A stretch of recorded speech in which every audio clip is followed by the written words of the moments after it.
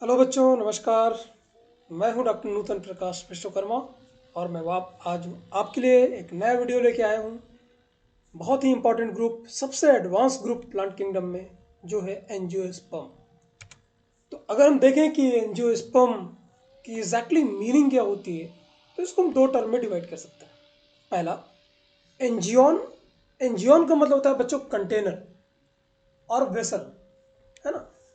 और स्पर्मा means seed, मतलब plant का एक ऐसा ग्रुप जिसके पास वेसल्स हैं। और वेसल्स कौन कौन से होते हैं आपको अच्छे से पता है, हमने लास्ट वीडियो में भी डिस्कस किया था, लाइक जाइलम और फ्लोएम। जब हम टेरिडोफाइटा की बच्चों बात कर या जिम्नोस्पर्म की बात कर रहे थे, तो उसमें आपको बताया था कि जिम्नोस्पर्म में जाइलम और फ्लोएम प्रेजेंट होते हैं, लेकिन उसमें कुछ इंपॉर्टेंट पार्ट्स थे जो कि मिसिंग थे, है ना। जैसे जिम्नोस्पर्म में क्या था, उनके अंदर वेसल्स नहीं थे और कंपेनियन सेल नहीं थे। लेकिन अगर हम एंजियोस्पर्म की देखें तो जाइलम के जो चार पार्ट होते हैं, ट्रैकीड, ट्रैकी, ट्रैकी को हम वेसल भी बोलते हैं, जाइलम फाइबर और जाइलम पैरेन्काइमा, ये चारों के चार आपको मिलेंगे। जबकि अगर हम फ्लोएम की बात करें तो फ्लोएम भी चार सेल से बना होता है, लाइक सीफ ट्यूब, कॉम्पेनियन सेल और phloem parenchyma plus phloem fibre. तो आप इसमें देखेंगे कि एंजियोस्पर्म में सारे के सारे कंपोनेंट प्रेजेंट होते हैं। इसके अलावा बच्चों देखेंगे जो एंजियोस्पर्म है, इनमें फ्लावर्स आते हैं, पहली बार आप फ्लावर्स देख पाएंगे। तो आपके आसपास जितने सारे प्लांट्स आपको दिखाई पड़ते हैं जिनमें फ्लावरिंग होती है, आप मान चलेंगे कि बहुत आसान है इनको पहचानना, वो सारे के सारे किस में आएंगे, एंजियोस्पर्म में आएंगे। तो फ्लावरिंग प्लांट्स में क्या होता है कि जो ओव्यूल होता है वो ओवरी के अंदर होता है ना। ओव्यूल होगा वो ओवरी के अंदर होगा, और आफ्टर फर्टिलाइजेशन जो ओव्यूल होता है वो कन्वर्ट हो जाता है सीड में, और जो ओवरी है वो फ्रूट में चेंज हो जाता है। तो इसका मतलब क्या हुआ कि जो सीड होगा वो फ्रूट के अंदर होगा, प्रेजेंट होगा। जबकि अगर आप जिम्नोस्पर्म की बात करें तो वहां पर आपने देखा था कि जो सीड थे वो नेक्ड थे, लेकिन यहाँ पर ऐसा नहीं होगा एंजियोस्पर्म में। यहाँ पर जो सीड है वो किसके अंदर होगा, फ्रूट के अंदर होगा।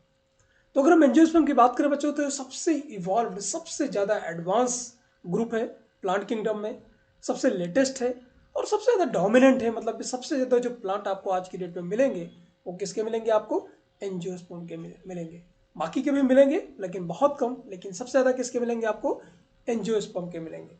सबसे बड़ा प्लांट का ग्रुप है। इसमें अगर आप देखें तो आज की डेट में 2.7 लाख स्पीसीज के आसपास रिकॉर्ड हो चुका है, 2.7 लाख स्पीसीज इसकी प्रेजेंट है। अगर हम हैबिटेट की बात करें तो बड़ा डाइवर्स है क्योंकि आपको पता है कि जब से हमने पढ़ना शुरू किया एल्गी, ब्रायोफाइटा, टेरिडोफाइटा, जिम्नोस्पर्म और फाइनली हम आज पढ़ रहे हैं एंजियोस्पर्म, तो चीज़ें भी इवॉल्व होती जा रही हैं, चीज़ें एडवांस होती जा रही हैं। तो अगर हम हैबिटेट की बात करें तो जो एंजियोस्पर्म है इसके में सबसे ज़्यादा डाइवर्सिटी है बच्चों, लाइक एक्वाटिक। मतलब जो एंजियोस्पर्म है वो आपको कहाँ पे मिलेंगे, पानी में मिलेंगे, एक्वाटिक में मिलेंगे। जैसे आप देख सकते हो यहाँ पर, ये आप लिली देख रहे हो, लोटस, ये सारे एंजियोस्पर्म में आते हैं। जीरोफिटिक मतलब बिल्कुल पानी जहाँ कम होगा, रेगिस्तान टाइप का है, वहाँ जीव, वहाँ पर भी प्लांट सर्वाइव करते हैं, उनको जीरोफिटिक बोलते हैं। एपिफिटिक प्लांट, एपिफिटिक प्लांट ऐसे प्लांट होते हैं कि जो क्या करेंगे कि किसी वो उनके जो तना, उनका जो स्टेम होता है बड़ा वीक होता है, तो वो किसी दूसरे प्लांट का सपोर्ट लेकर के ऊपर चले जाते हैं ताकि उनको सनलाइट वगैरह मिलती रहे। ये परजीवी नहीं होती, ये पैरासाइट नहीं होती किसी प्लांट पर, बस ये दूसरे प्लांट का सपोर्ट लेकर के अपने आप को ग्रो करवाते हैं। दूसरा एफिमेरल। एफिमेरल क्या होता है, एफिमेरल्स ऐसे प्लांट होते हैं कि जहाँ पर ऐसी जगह पे पाए जाते हैं जहाँ पे बारिश बहुत कम होती है। तो इनकी शॉर्ट लाइफ, जैसे क्या होगी, बारिश की पहली बूंद पड़ेगी, पहली बारिश में पहले कुछ पड़ेंगे, वैसे फटाक से इनके जो सीड होते हैं वो उग जाते हैं, और जब तक बारिश का सीजन जैसे खत्म होगा उनकी लाइफ साइकिल कंप्लीट हो जाएगी और सीड वापस से पड़ा रहेगा जमीन में। वापस से जब नेक्स्ट ईयर बारिश होगी तो वो फिर उग जाएंगे। तो एफिमेरल मतलब बहुत ही शॉर्ट लिव्ड प्लांट होता है, बहुत ही कम टाइम में ये अपने को क्या करते हैं, अपनी लाइफ साइकिल को पूरी कर लेते हैं। जबकि अगर आपको पता है कि प्लांट ग्रुप में जितने, प्लांट किंगडम में जितने हैं सारे के सारे ऑटोट्रॉफिक होंगे, तो वो तो वेल नोन है।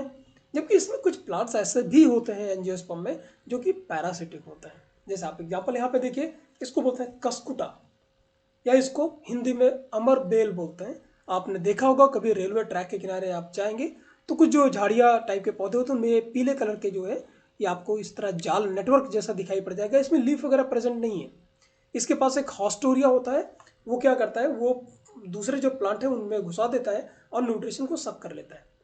तो ऑटोट्रॉफिक है, लेकिन इसमें कुछ एक्सेप्शन भी हैं, जैसे पैरासिटिक प्लांट भी पाए जाते हैं किसमें, आपके एंजियोस्पर्म में। एग्जांपल है कस्कुटा। जबकि अगर इनकी हम साइज की बात करें तो कुछ को हम हर्ब बोलते हैं। हर्ब मतलब क्या होंगे कि जो बहुत छोटे साइज में होंगे और उनकी स्टेम बड़ी वीक होगी, तो इनको उड़ नहीं होगा, लाइक लकड़ी जैसा नहीं होगा। ये हर्ब जो ज़मीन के सतह पे रहेंगे, छोटे छोटे प्लांट्स होंगे और इनकी जो लाइफ साइकिल होगी वो 1 सीजन या 2 सीजन में ख़त्म हो जाएंगे। ये सारे हर्ब होते हैं। जैसे आप देख लीजिए धनिया, है ना। तो धनिया आप अगर आप किसान के घर से, तो आप देखते होंगे उसकी लाइफ साइकिल ज़्यादा नहीं होती, जिसको हम खाते हैं। तो धनिया हो गया। ऐसे अगर हम श्रब की बात करें तो श्रब में क्या होगा, श्रब में ये हर्ब से थोड़े बड़े होंगे और ये पेरिनियल होंगे, इनकी लाइफ साइकिल ज़्यादा भी हो सकती है। लेकिन इसमें वुड होगा, श्रब में वुड होगा, लेकिन इनकी हाइट ज़्यादा नहीं जाएगी। जैसे अगर आपने कभी नींबू के पेड़ देखे हो, संतरा का पेड़ देखा हो, है ना, ऑरेंज हो, लेमन हो, ये सारे के सारे किसमें आते हैं, श्रब में आते हैं। इनको हम झाड़ी बोल सकते हैं। ट्रीज के बारे में पता है, मेन जो वुड मिलता है वो यहीं से मिलता है। तो बड़े बड़े इनकी साइज बहुत बड़ी हो सकती है। तो साइज की बेसिस पर हम देखें तो इनको हम हर्ब में डिवाइड कर सकते हैं, श्रब में कर सकते हैं और ट्रीज में कर सकते हैं। क्लिम्बर या लाइनास भी बोलते हैं इसको। क्लिम्बर मतलब ये ऐसे प्लांट होंगे जो क्लाइंब करेंगे। जैसा आपने कभी देखा हो, अगर आपने कुकुरबिटेसी फैमिली का कोई भी प्लांट देखा हो, चाहे वो पंपकिन हो, तो ये क्या करता है, दूसरे ये इसके अंदर कुछ टेंड्रिल्स होते हैं, आपको पता होगा टेंड्रिल। या आपने मनी प्लांट देखा हो, तो मनी प्लांट क्या करता है, वो दूसरे किसी सरफेस पे वो अपने टेंड्रिल्स को चिपका देता है और इस तरह से ऊपर ग्रो करता चला जाता है। तो इसको बोलते हैं बच्चों क्लिम्बर या लाइनास। दूसरे तो क्रीपर। क्रीपर क्या करेंगे, क्रीपिंग का मतलब होता है रेंग के चलना। तो ये ऐसे पौधे होते हैं जो ऊपर की तरफ ग्रो नहीं करेंगे, जबकि जो है जमीन की सरफेस पे ग्रो करेंगे, वो क्रीपर बोलता है। ठीक है, चलिए आगे बढ़ते हैं। अगर जैसा मैंने आपको बताया कि इनके अंदर वैस्कुलर टिश्यूज पूरी तरीके से डेवलप होंगे। Xylem has vessel and phloem has sieve tube. अगर इनकी हम साइज की बात करें ओवरऑल, तो स्मॉलेस्ट जो सबसे एंजियोस्पर्म होता है, सबसे छोटा से छोटा, इतना छोटा होता है। आप देख सकते हैं यहाँ पर एक फिगर दिखाई दे रहा होगा, ये आपको फिंगर्स दिखाई पड़ रही हैं। इतने माइक्रोस्कोपिक, इतने छोटे छोटे 1 to 1.5 mm का होता है। इसको बोलते हैं वोल्फिया माइक्रोस्कोपिया। बहुत छोटे छोटे 1 to 1.5 mm। और आपको जान के आश्चर्य होगा, इनमें फ्लावरिंग भी होती है। तो सबसे छोटा जो एंजियोस्पर्म है वो है वोल्फिया माइक्रोस्कोपिया। जबकि अगर हम टालेस्ट की बात करें तो एंजियोस्पर्म वो है यूकेलिप्टस। यूकेलिप्टस का जो मेन नेटिव है वो ऑस्ट्रेलिया है। वो हम यूकेलिप्टस को इंडिया में लेके आए। और ये इसके बारे में ये प्रॉब्लम है कि जो यूकेलिप्टस है इसको नीलगिरी भी बोलते हैं। आपको पता होगा नीलगिरी के पौधे, नीलगिरी के पेड़। तो ये पानी को बहुत ज़्यादा, जो वाटर है तो वाटर को बहुत ज़्यादा एवेपोरेट करता है, 100 to 150 मीटर। तो ये नेटिव इसका ऑस्ट्रेलिया है, लेकिन आपको इंडिया में बहुत सारा मिल जाएगा। अभी एक सबसे बड़ा एक इंटरेस्टिंग सा आपको ये प्लांट दिखाता हूँ, रेफ्लिसिया अर्नोल्डी। इसका जो फ्लावर होता है, इसका फ्लावर का साइज है 8 to 10 किलोग्राम का, largest flower in the world, rafflesia. Obvious है इनके अंदर जो पॉलिनेशन है, तो पॉलिनेशन के थ्रू जो पॉलन ग्रेन होंगे वो एक फ्लावर से दूसरे फ्लावर पे जाएंगे। फ्लावर के अंदर क्या होता है, फर्टिलाइजेशन। आप देखो, जो जैसे पहले मैंने आपको बताया कि फर्टिलाइजेशन होता था, चाहे जिम्नोस्पर्म हो चाहे वो टेरिडोफाइटा हो, मेल और फीमेल गैमेट मिलते थे। यहाँ पर थोड़ा और भी एडवांस है। यहाँ 2 बार फर्टिलाइजेशन होता है। पहला उसके लिए डबल या ट्रिपल फ्यूजन बोलते हैं, undergo double and triple fusion, जिससे डिप्लॉयड जाइगोट बनेगा, डिप्लॉयड बनेगा। जबकि उसमें एक ट्रिप्लॉयड एंडोस्पर्म बनता है। ये हम आगे चल के बात करेंगे जब हम फ्लावरिंग प्लांट्स के डिटेल पढ़ेंगे, बहुत डिटेल में पढ़ेंगे हम वहाँ पर रिप्रोडक्शन के बारे में। तो आपको मैं बताऊंगा कि डबल फर्टिलाइजेशन क्या होता है या ट्रिपल फ्यूजन क्या होता है। एंडोस्पर्म जो होता है वो फर्टिलाइजेशन के बाद बनता है, और इसलिए बनाता है ये क्योंकि यहाँ पर एक बार डबल फर्टिलाइजेशन होगा, एक बार वापस से दो बार होगा, ट्रिपल फ्यूजन होगा मतलब। तो उससे जो डिप्लॉयड वाला पार्ट बनेगा वो तो सीड वगैरह बन जाएगा, लेकिन जो ट्रिप्लॉयड जो डबल फर्टिलाइजेशन हो रहा है उससे एंडोस्पर्म बनता है, और वो एंडोस्पर्म एज ए फूड की तरह यूज होता है सीड और सीडलिंग के लिए। तो जो पूरे एंजियोस्पर्म की हम बात करें तो इनको हम 2 पार्ट में बांट सकते हैं कॉटिलेडन्स के बेसिस पर। अब कॉटिलेडन क्या होता है, बड़ा सिंपल है। किसी भी आप सीड को ले लें, उसको ब्रेक करें, अगर उसमें दो चीज़ें मिल जाए, लाइक आप चना ले लो, तो चना को तोड़ते हो तो उसमें दो पार्ट निकलते हैं, ठीक है, तो उनको कॉटिलेडन बोलते हैं। जबकि आप राइस लोगे तो राइस में देखिए ऐसा कुछ नहीं है कि दो दालें नहीं निकलेंगी, तो अगर एक ही निकले तो मोनोकोटिलेडन, और एक से अगर दो निकलता है तो उसको डाइकोटिलेडन। तो जितने सारे प्लांट हैं उनकी सीड को ब्रेक करोगे, अगर कोटिलेडन दो निकलेंगे उनको हम डाइकोटिलेडन नहीं बोलेंगे, उनको अलग अलग क्लासेस में रख देते हैं हम। तो ऐसे में जिनमें एक ही होगा उनको मोनोकोटिलेडन ही बोलेंगे, और जिनमें दो होगा उनको रखेंगे किसमें, डाइकोटिलेडन में। तो मोनोकोट और डाइकोट में अगर हम डिफरेंस देखें तो डिफरेंस क्या होता है हम समझने की कोशिश करते हैं। जितने भी मोनोकोटिलेडन या मोनोकॉट होते हैं उनके पास क्या होता है, फाइब्रस रूट सिस्टम होता है, या एडवेंटिशियस रूट सिस्टम भी बोलते हैं इसको, है ना।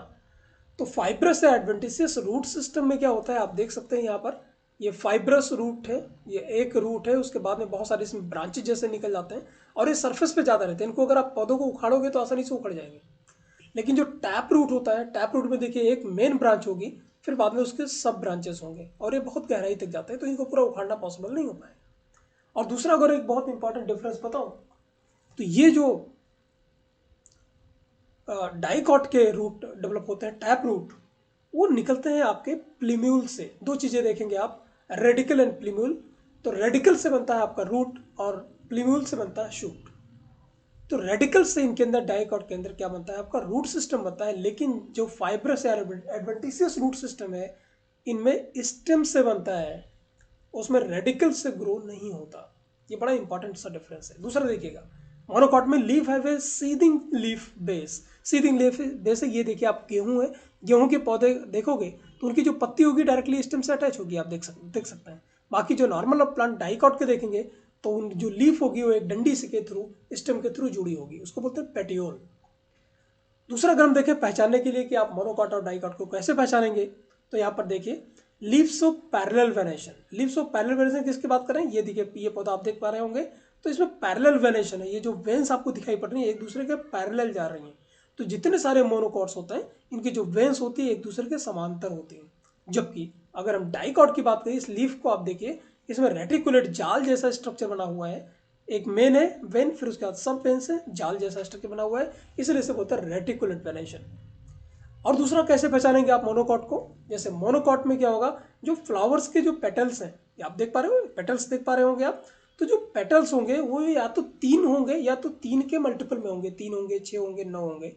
लेकिन अगर डाइकॉट की बात करें कि उनके जो फ्लावर होंगे या तो पेंटामर होंगे, पेंटामर मतलब पाँच होंगे या 10 होंगे या 15 होंगे, तो पाँच के मल्टीपल में होंगे, और किसी कभी कभी आपको टेट्रामर मतलब चार भी मिल सकता है, ठीक है ना।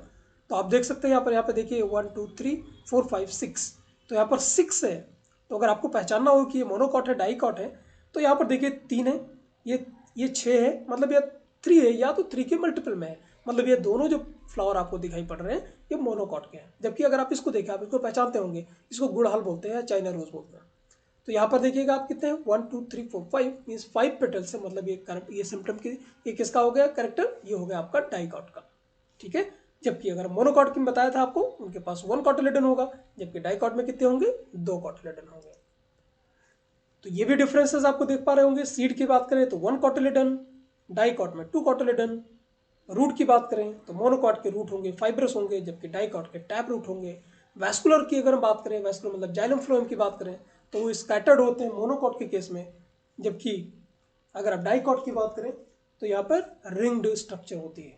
लीफ की बात करें अगर हम, तो इसमें पैरेलल वेन्स है, जबकि यहाँ पर आप देख सकते हो यहाँ पे ब्रांच रेटिकुलेट है, ठीक है। फ्लावर्स की जैसे आपको बताया, या तो 3 में होंगे या तो 3 के मल्टीपल में होंगे, या तो 5 होंगे या तो 5 के मल्टीपल में होंगे, या 4 होंगे, 4 बहुत रेयर होते हैं, या तो 5 के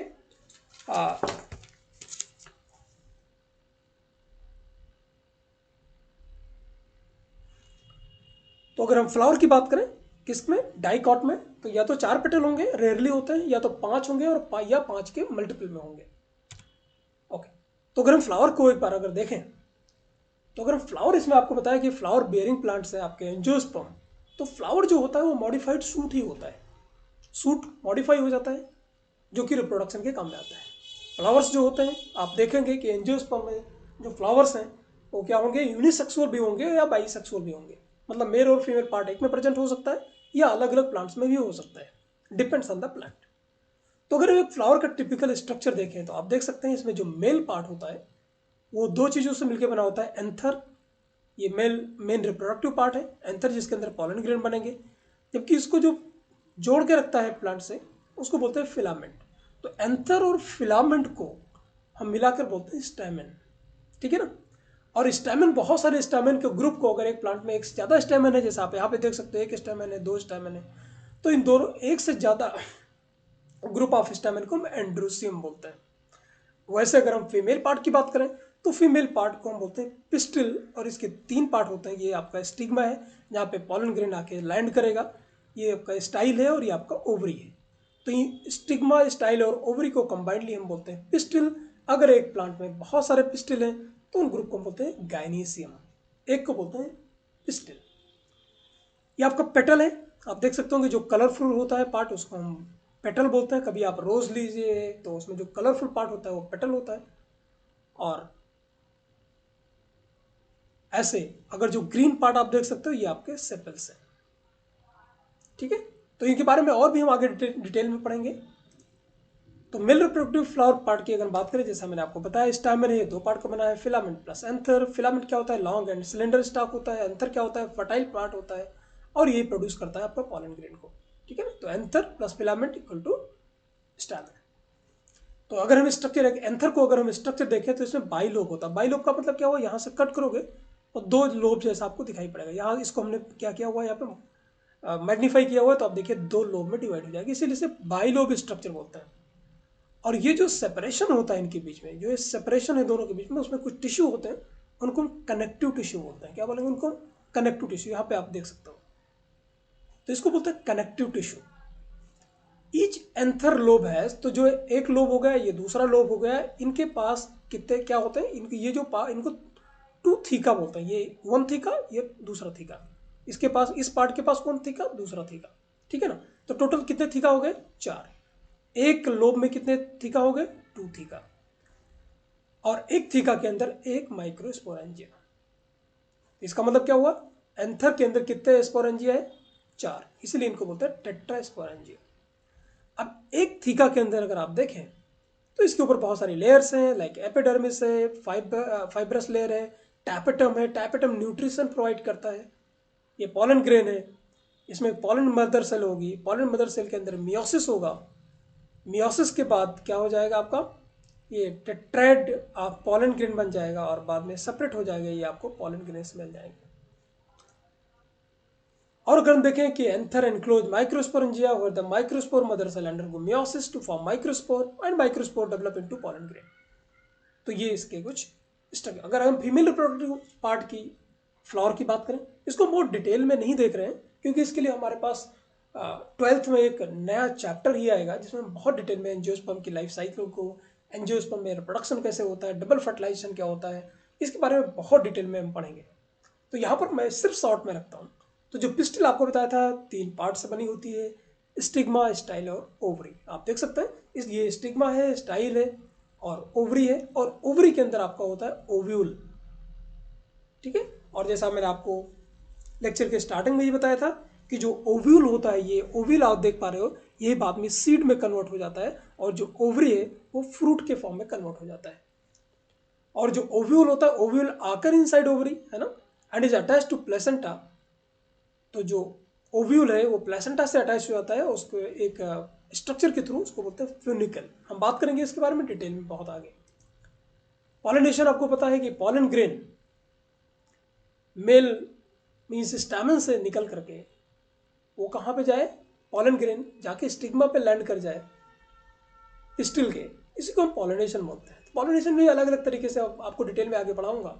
बहुत अलग अलग तरीके से इसमें हो सकता है, लाइक बी के थ्रू हो सकता है, या इंसेक्ट के थ्रू हो सकता है, या एयर के थ्रू हो सकता है, या वाटर के थ्रू भी हो सकता है। तो उसके लिए अलग अलग नाम है, बैट के थ्रू हो सकता है। तो transfer of pollen from anther to the stigma of a pistil is known as pollination. तो इसके बारे में बहुत डिटेल में हम आगे पढ़ेंगे। फर्टिलाइजेशन जैसा आपको पता है दो तरीके का होगा। पहला होगा कि एक मेल गैमीट होगा, फीमेल गैमीट से मैच करेगा और बना लेगा आपका जाइगोट, और यही जाइगोट आपको बाद में वो जो ओव्यूल है वो सीड में कन्वर्ट हो जाएगा और ओवरी बना लेंगे फ्रूट। लेकिन इसके अलावा जो ट्रिपल फ्यूजन है उसमें एक जो मेल गैमेट है उसमें 2 पोलर न्यूक्लियाई आपको बताऊंगा मैं आगे चल के, वो ट्रिप्लॉइड हो गया, क्योंकि वो ये हैप्लॉइड है ये डिप्लॉइड है, तो बन गया आपका ट्रिप्लॉइड, वो हो जाता है एंडोस्पर्म, और वही क्या होता है फूड के फॉर्म में स्टोर हो जाता है, जो कि जब प्लांट ग्रो करेगा, जब सीड आप वो एंडोस्पर्म में चीज़ें क्या रहेंगी, स्टोर रहेगा फूड, और जब आप सीड को डालोगे सो करोगे तो वही एंडोस्पर्म को क्या करेगा, प्लांट यूज करेगा एनर्जी को, धीरे धीरे सीडलिंग बड़ी होती जाएगी और बाद में वो अपना क्या करें फोटोसिंथेसिस करना शुरू कर देगी। तो आपने देखा होगा कभी अगर आप सीड आप चने को जमीन में गाड़ दें तो धीरे धीरे देखिएगा उसकी जो कॉटिलेडन होते हैं वो धीरे धीरे धीरे करके धीरे धीरे रेड्यूस होते जाते हैं और नया प्लांट बन जाता है। तो ये डबल फर्टिलाइजेशन जैसा आपको बताया कि formation of fruit and seed, तो ovule form the seed and the ovary become the fruit. आप देख सकते हो अब एक प्लांट के अंदर बहुत सारे सीड हो सकते हैं। आप देख सकते हो पपाया है, पपाया के अंदर कितने सारे सीड्स हैं। आप दूसरा देखते हो टमाटर है, टोमेटो के अंदर भी बहुत सारे हैं, इनके बारे में कितने टाइप के फ्रूट होते हैं, कितने टाइप के सीड होते हैं, ये हम आगे आने वाले लेक्चर में बहुत डिटेल में पढ़ने वाले हैं। पार्ट्स ऑफ ए सीड की अगर हम बात करें तो इसके अंदर एम्ब्रियो, इसमें 2 चीज़ें होती हैं, जो प्ल्यूम्यूल होता है वो बनाएगा आपका क्या शूट, जबकि जो रेडिकल होता है वो बनाता है आपका रूट, और फूड जो स्टोर होता है वो कॉटिलेडन के फॉर्म में स्टोर होता है।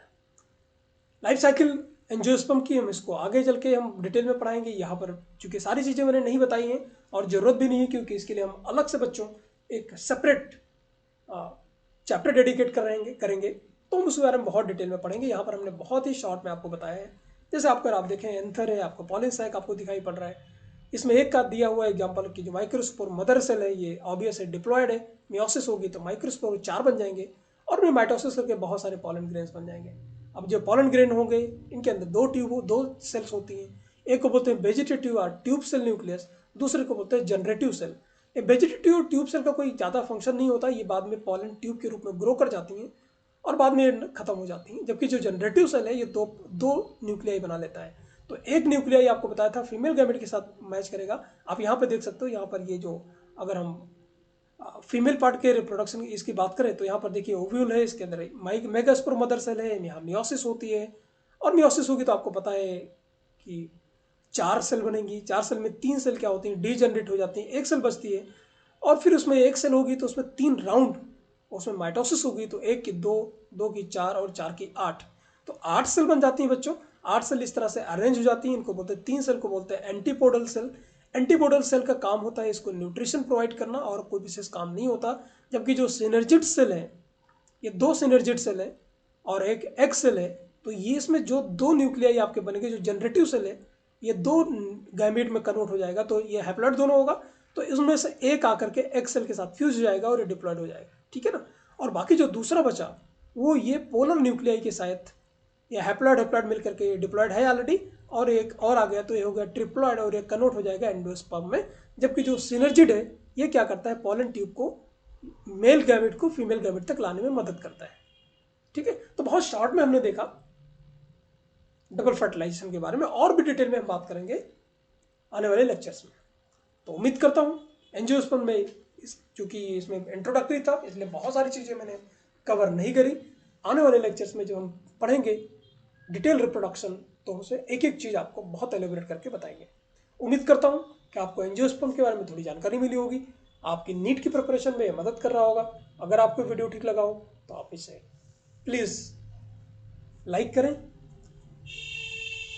आने वाले नए वीडियोस आपसे मिस ना हो तो आप इसके लिए सब्सक्राइब करें, प्लस इसे आप अपने सोशल मीडिया पर शेयर कर सकते हैं ताकि आपके और आप जैसे बच्चे जो तैयारी कर रहे हैं उनको मदद मिले, और आप मेरे कॉन्टैक्ट नंबर्स पे कांटेक्ट करके आप टेस्ट सीरीज या नोट्स भी पा सकते हैं। तो मिलते हैं बच्चों जल्द ही नए वीडियो के साथ। टिल देन टेक केयर, नमस्कार।